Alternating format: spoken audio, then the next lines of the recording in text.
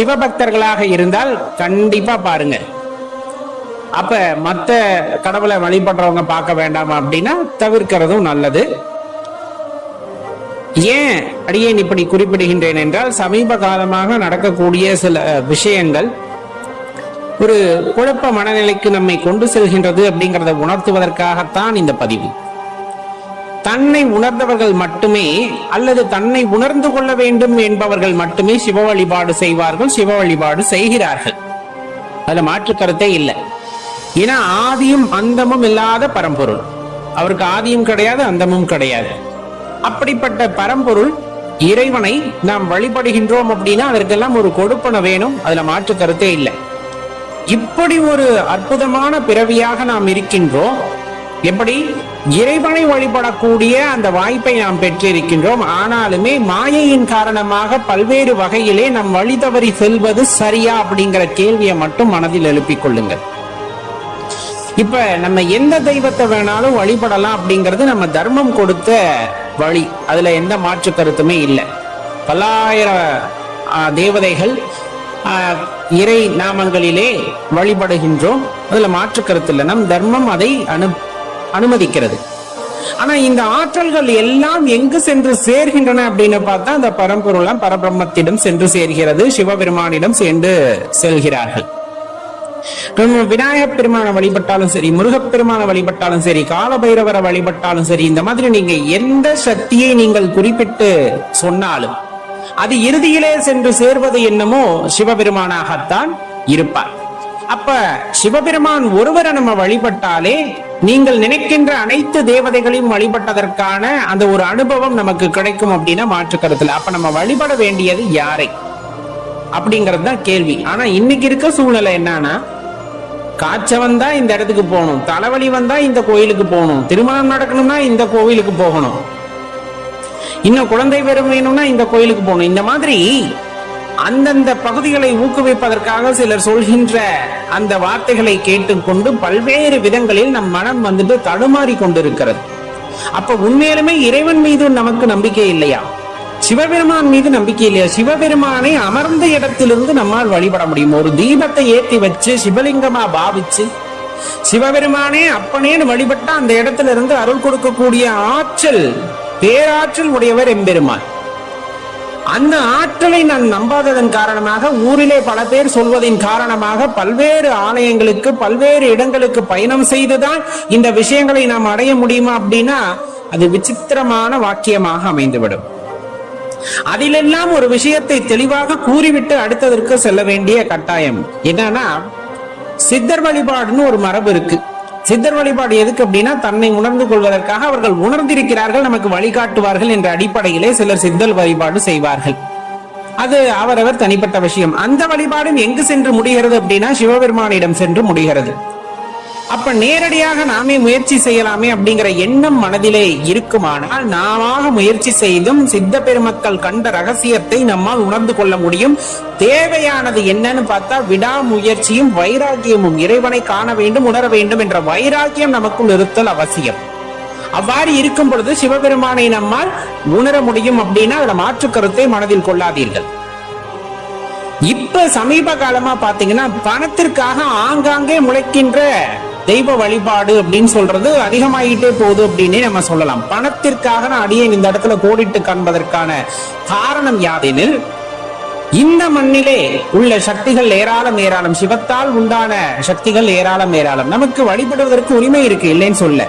ஒரு மனிதன் தோன்றி இருக்கின்றார், அவர் பல அற்புதங்களை இறை சக்தியால் செய்திருக்கின்றார் அல்லது செய்ததாக சொல்கிறார்கள். அப்படிங்கும் போது, செய்ததாக சொல்லப்படுகிறது அப்படிங்கும் போது அதையெல்லாம் நம்பிக்கொண்டு அவர்கள் ஆங்காங்கே தெருவுக்கு தெரு கோவிலை கட்டி கொண்டு பணத்தை வசூலித்துக் கொண்டு அந்த இடத்திற்கு வாருங்கள், இந்த இடத்திற்கு சுற்றுலா கூட்டி போகிறோம்னு பெரிய ஒரு பணத்தை அடிப்படையாக வைத்து ஒரு பிசினஸாவே போகுது. வழிபடுவதற்கு அனைவருக்கும் உரிமை உண்டு. ஆனால் ஒரு விஷயத்தை தெளிவாக தெரிந்து கொண்டு வழிபட வேண்டும். புதிதாக மனிதர்களாக இருந்து தெய்வ நிலையை அடைகிறார்கள் அப்படின்னா அவர்களுக்குள்ள எந்த ஆசாபாசமும் இருந்திருக்காது. உண்மையிலேயே அவரை அடிப்படையாக கொண்டு அவருக்கு ஆங்காங்கே கோவில்களை எழுப்பிக் கொண்டு வடநாட்டிலிருந்து இங்கு கொண்டு வந்து வைத்துக் கொண்டு என்ன சொல்றதுன்னே தெரியல. சிவபெருமானிடம் இல்லாத ஆற்றலை நீங்கள் மற்றவர்களிடம் காண்கிறீர்களாங்கிறதா ஒரே ஒரு கேள்வி. அது எந்த விதமான வழிபாடாக நீங்கள் எடுத்துக்கொண்டாலும் சரி, சிவபக்தர்களாக இருக்கின்றன சிவத்திடம் உணராத அந்த அருமையை, சிவபெருமானிடம் காணாத ஆற்றலை நீங்கள் மனிதராக இருந்து ஒருவருக்கு சிலை வைத்து எல்லா இடத்துலையும் வழிபடுறாங்கன்னா, நம்ம போய் வழிபட்டா அங்க அந்த இடத்துல நிறைவேறுது அப்படின்னா அப்ப நீங்கள் சிவனிடம் கொண்ட நம்பிக்கையாது. அப்ப சிவபெருமானிடம் இருக்கின்ற ஆற்றலை நீங்கள் உணராமல் போனதற்கான காரணம் என்ன? உங்களுக்குள் நம்பிக்கை இல்லையா, அல்லது அந்த முயற்சி இல்லையா, அல்லது அந்த வேட்கை இல்லையா அப்படிங்கிற கேள்வியை நீங்க உங்களுக்குள்ளே ஏற்படுத்திக் கொள்ள வேண்டும். எல்லா இடத்திலும் பணத்திற்காக ஒரு வீட்டுல கூட அந்த சிலை இல்லாமல் எல்லா இடத்துக்கும் கொண்டு போய் சேர்த்துட்டாங்க.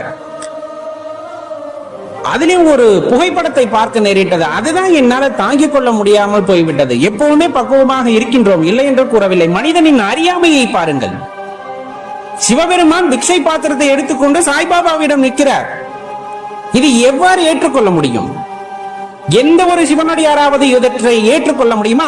மனதிற்குள்ள இருக்கின்ற அந்த உறுதிப்பாடு யாது? சிவபெருமான் மீது கொண்ட நம்பிக்கை யாது? அவரின் ஆற்றலை விட மற்ற ஆற்றல்கள் எல்லாம் உங்கள் கண்ணிற்கு பெரியதாக தெரிகின்றதா? இது எப்படி ஒரு சைவராக நாம் ஏற்றுக்கொள்ள முடியும்?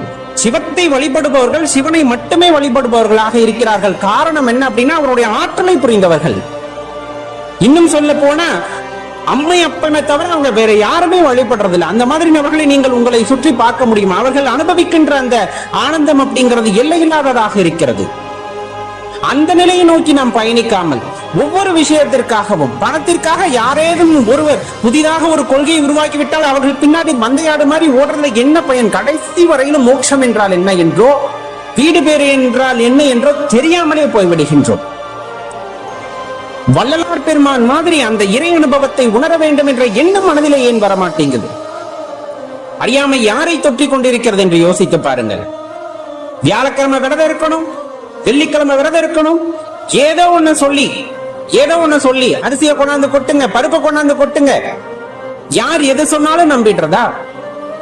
அப்ப உண்மையான பக்தி எங்க இருக்கிறதுன்னு நம்ம யோசிச்சே பார்க்கறதுக்கு இடமே கொடுக்கலன்னா இந்த மனசு இறைவனை எவ்வாறு ஏற்றுக்கொண்டது என்று யோசித்து பாருங்கள்.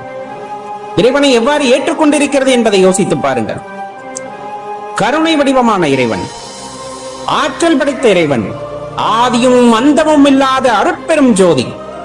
அப்படிப்பட்ட சிவபெருமானிடம் உணராத தத்துவங்களை, சிவ தத்துவங்களை, அந்த அனுபவங்களை நீங்கள் வேறு ஒருவரின் மூலமாக அணுக முடிகிறது அல்லது அதில் உணர முடிகிறது என்றால் உண்மையான சிவபக்தி எங்கே போனது?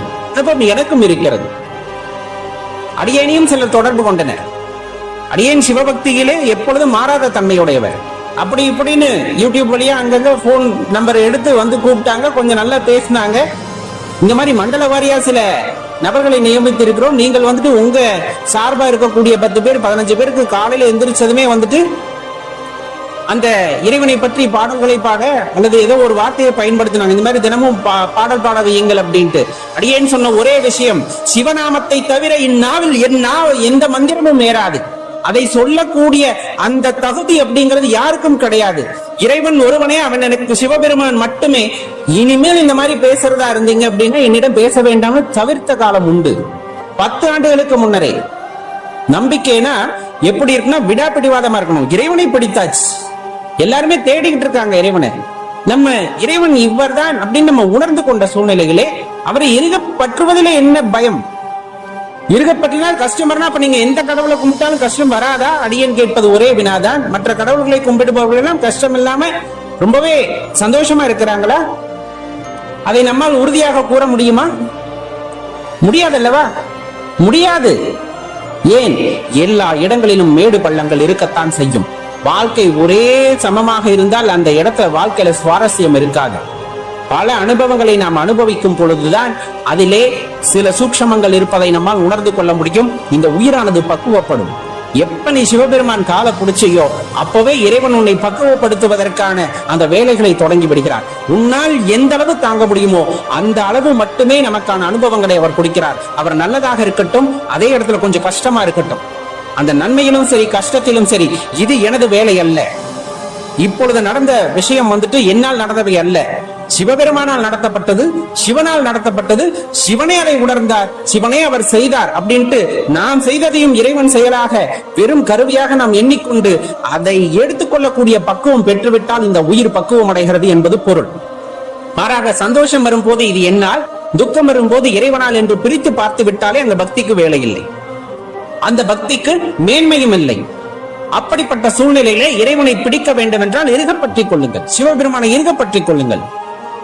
அந்த ஆற்றலை விட இந்த உலகத்திலே வேறு எந்த ஆற்றலும் பெரிதல்ல என்பதை உணர்ந்து கொள்ளுங்கள்.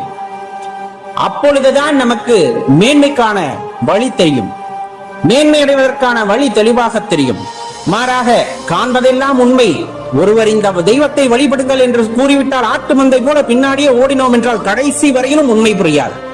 மாயையிலே சிக்கிக்கொண்டு மீண்டும் மீண்டும் இந்த பிறப்பை எடுத்துக்கொண்டு அல்லல் பட்டு அவதிப்பட்டு மீண்டும் மீண்டும் இந்த உலகத்திலே பிறந்து கொண்டேதான் இருப்போம் அப்படின்னா அதுல மாற்று கருத்து இல்லை. ஏன்? உண்மை உன் கண் முன்னாடி இருக்கு. அந்த உண்மையை விட்டு விட்டு மீண்டும் நம்ம பல இடத்துக்கு தாவி தாவி போறோம்னா அதுல என்ன அர்த்தம் அப்படிங்கறது தான் பெரும்பான்மையான கேள்வி. உங்கள் பக்தி எவ்வாறானது என்பதை யோசித்து பாருங்கள்.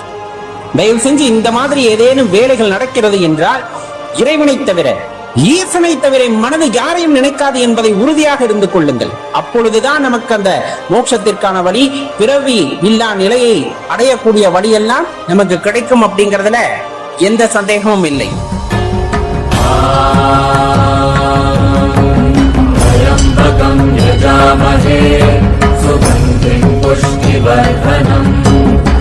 पूर्वारुकमिव बन्धनान् मृत्योर्मुक्षीयमामृतात्